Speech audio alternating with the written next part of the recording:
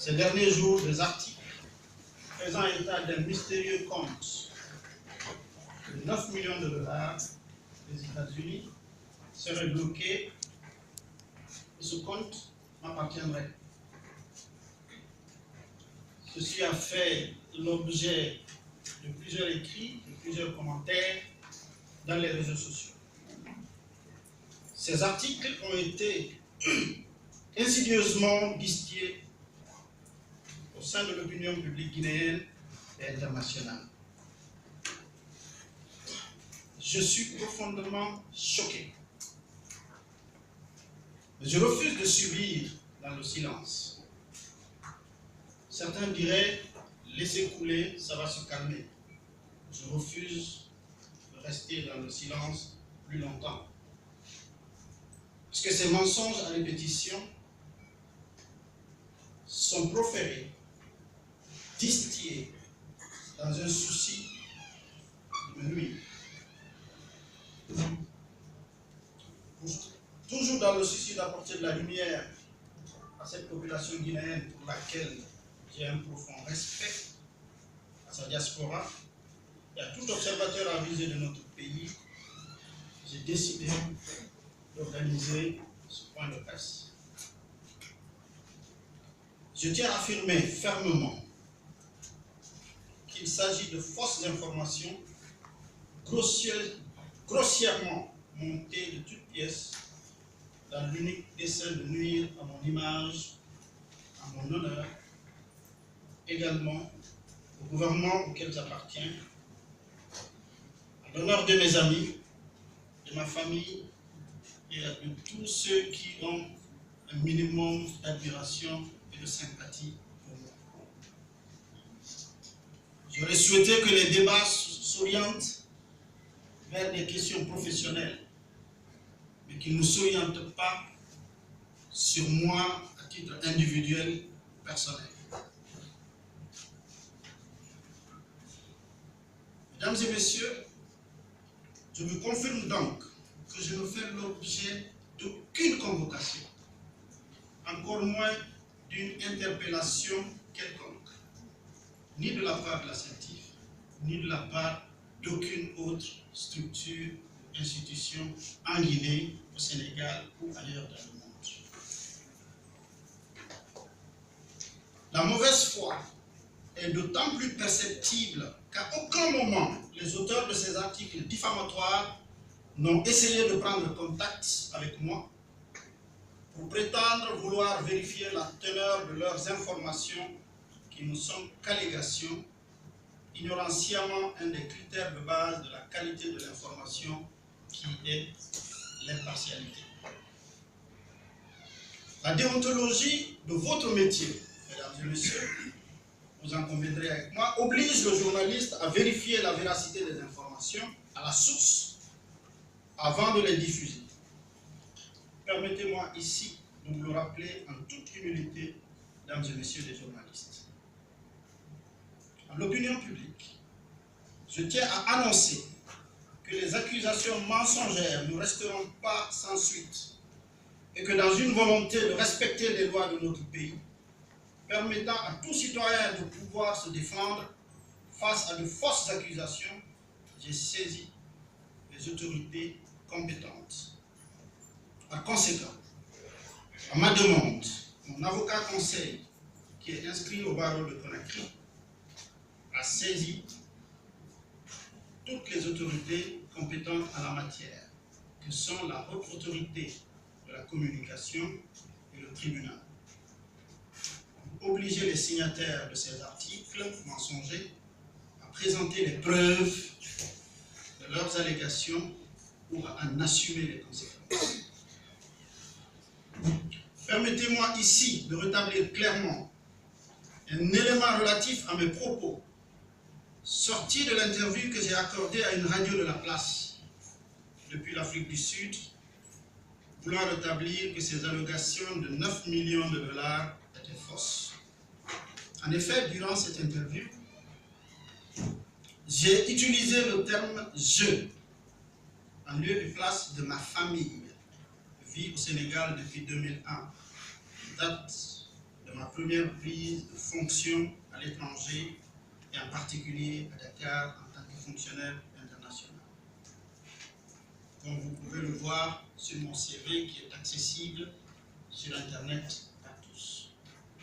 Depuis 2001 jusqu'en 2011, j'étais hors de la Guinée et j'exerçais en qualité de fonctionnaire international. Chers journalistes, vous le savez, je ne répondrai à aucune question, comme je l'ai dit tout à l'heure, et comme l'a dit M. Diallo, sur ce sujet particulier. Je dis bien sur ce sujet particulier. Pas parce que je veux me deviner, pas parce que je veux fuir le débat, parce que c'est tout simplement une instruction à commencer au niveau de la justice guinéenne et par respect pour les magistrats, par respect pour la procédure, pour respect pour l'instruction, je me soumets à l'obligation de réserve et à l'obligation de commenter une procédure en cours. Sur ce, toutes les questions pourront être adressées à mon avocat qui vous apportera toutes les clarifications nécessaires à vos préoccupations. La liberté de la presse dans notre pays est acquise comme dans tous les pays libres.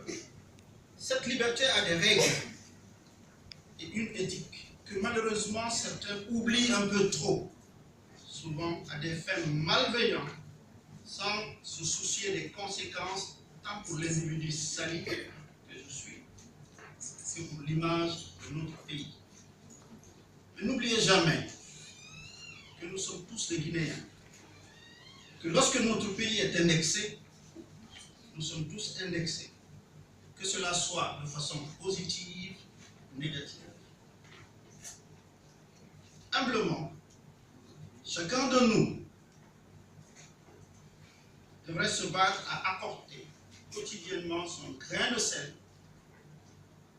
dans l'édification d'une société juste.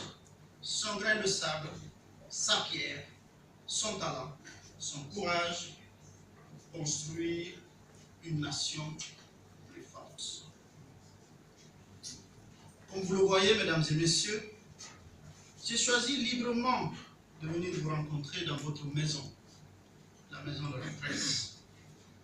J'aurais pu vous convier au ministère ou dans un réceptif hôtelier de la place. Mais non.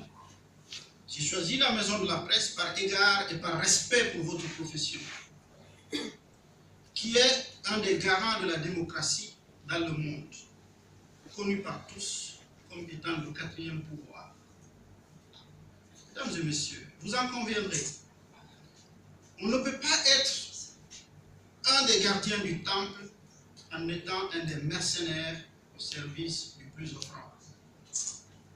Malheureusement, trop de journalistes encore dans notre pays oublient cela et c'est dommage. C'est dommage pour notre pays, c'est dommage pour eux, ceux qui oublient cela, car nul n'est devenu une signature dans le monde par médiocrité. Et en chacun de vous, mesdames et messieurs, il y a un potentiel pour être une des signatures journalistiques de notre pays. Je l'espère. Vous l'espérez?